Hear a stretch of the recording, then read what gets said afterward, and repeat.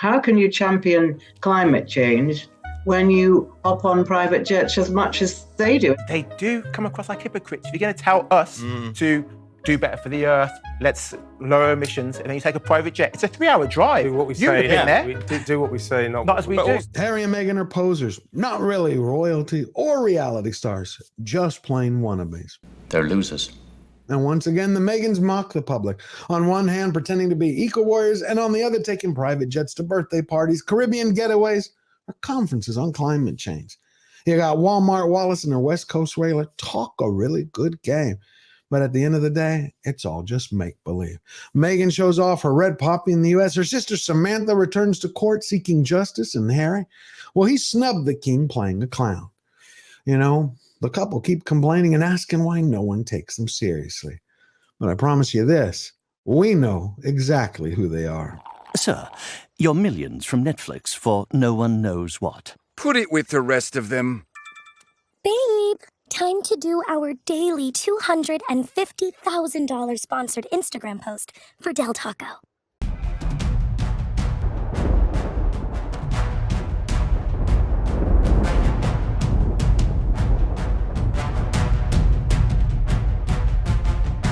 What's going on, everybody? Meghan and Harry stars fading fast, and they only have themselves to blame. Take this last week. You had the problem prince and his California pride met with military veterans and their families in San Diego. This is the raddest thing ever. Oh, he's coming up.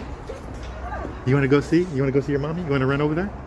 They're talking to the prince. My family is talking to the prince, guys. Not that one. He's infected. I gotta say, California is the only place I know that they throw parades even for court jesters. Later in the day, the D-list Hollywood wannabe went into wardrobe change like she was on a set of a film. Yep, that's right. She put on a $5,000 suit for a ribbon-cutting ceremony for a new Navy SEAL rehab center. And then she claimed center stage in front of Harry's back-of-the-bus sneers.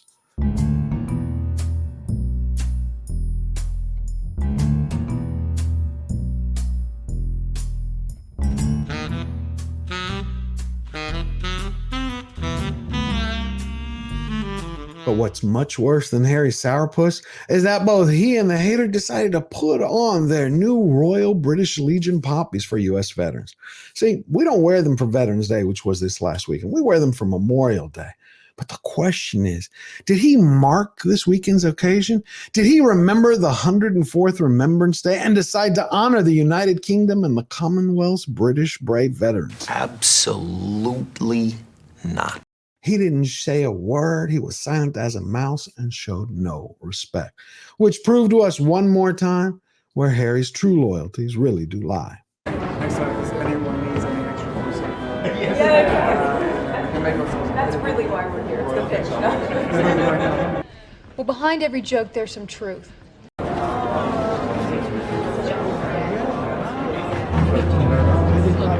The do as we say, not as we do couple keep digging the hole that much deeper. And I gotta say, in my opinion, there's no end in sight. They're not stopping because the Meghans are their own worst enemies. Harry and Meghan accused of eco-hypocrisy for flying to Katy Perry gig on private jet, saving the planet one Katy Perry concert at a time. See, what happens in Vegas doesn't always stay in Vegas, especially when it comes to She Who Must Be Obeyed and her ginger handbag.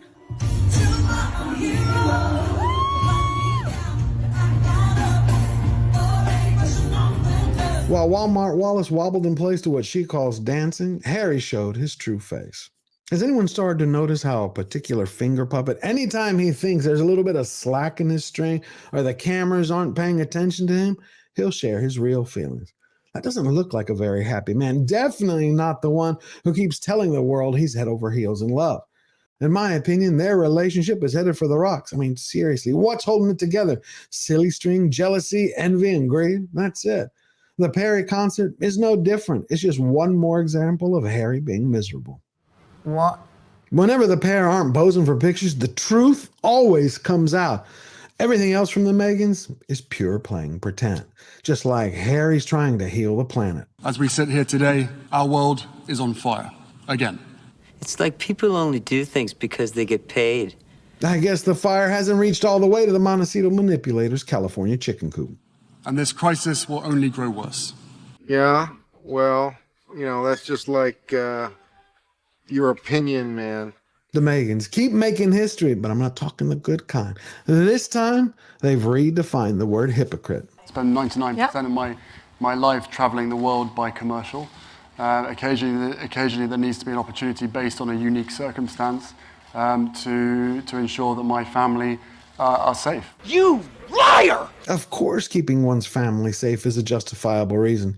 If that's actually true. I mean, take a look at these. This is a long list of examples just over the last few years of their taking private jets. And we're not talking for anything else but their pleasure. And I guarantee you, not once did they fly in or out of a war zone. One more thing. There were no squadron of paparazzi chasing them. The reason I'm taking a little bit of extra time focusing on their private jets and their hypocrisy is because focusing on their leisure travel versus the lectures, how they tell everyone else to live, brings into crystal clear focus exactly who these people are, especially after this week when the King and Queen flew commercial going to Kenya.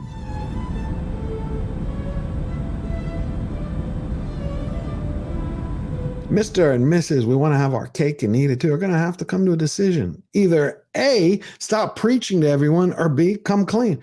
Just admit to the planet who they are. Say simply, we are a pair of pampered, overprivileged, silver spoon pajama babies, and we're going to do whatever we want. At least that would be honest. And if nothing else, it would be more authentic than Harry trying to hide his hatred inside a comedy skit.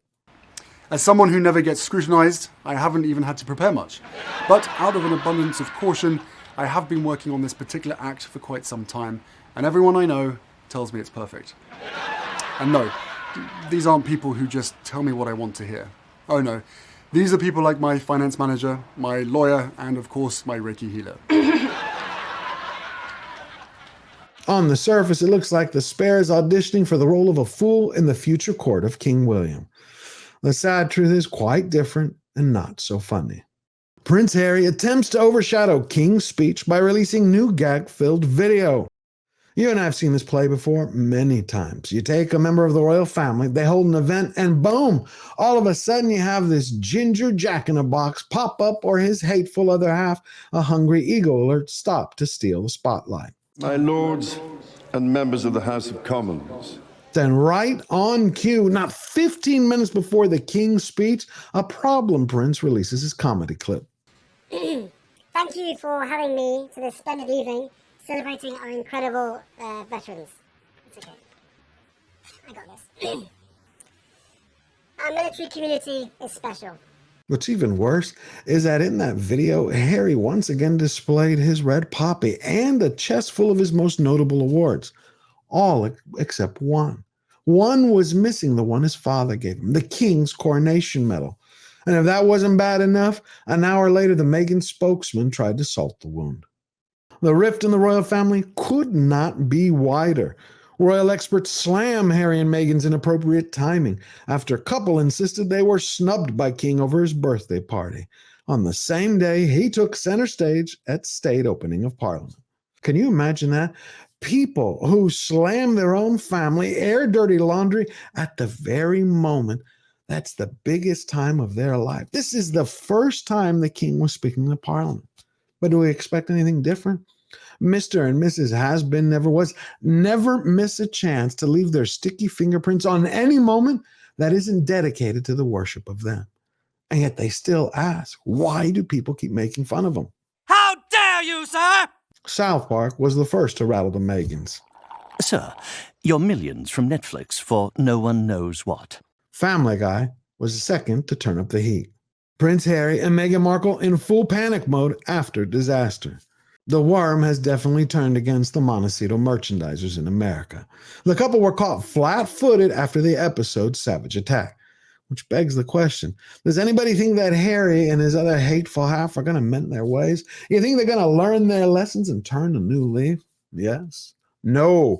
Instead, we got the Duke of Do-Nothing who once again wants to return back to the UK.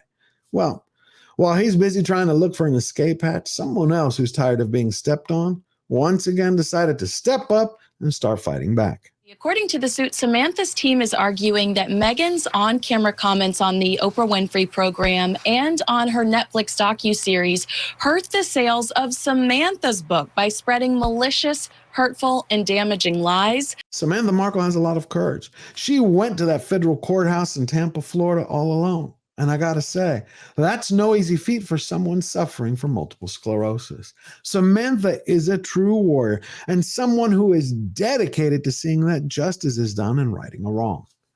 Thank God we have the Constitution, and I think I was a great lawyer, but more than that, I have the truth, and God is watching. I don't think it really matters how long it takes, how many times she has to go to court, or how many roadblocks are thrown up in her way. Samantha is on a mission to clear her name and to unmask Meghan's true face to the world. And maybe this time she's going to win, especially now that the monarchy isn't covering for Princess Pinocchio anymore. That means Meghan is all alone. They say blood is thicker than water. But to the Meghans, they'd trade away all their family for a few more front-page headlines and a fully fueled Hawker 800 jet. Fortunately, the great news is, in a world of Meghans, there's always a Princess Catherine to light the way. She even goes to help a young boy who fell off his bike.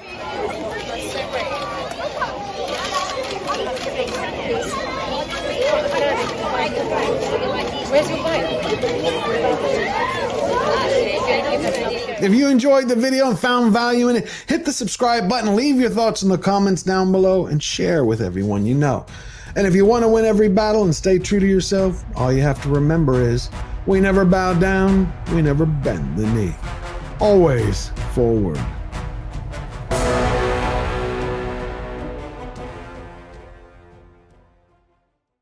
As we sit here today, our world is on fire again, and this crisis will only grow worse. That's fantastic, but I don't have the time.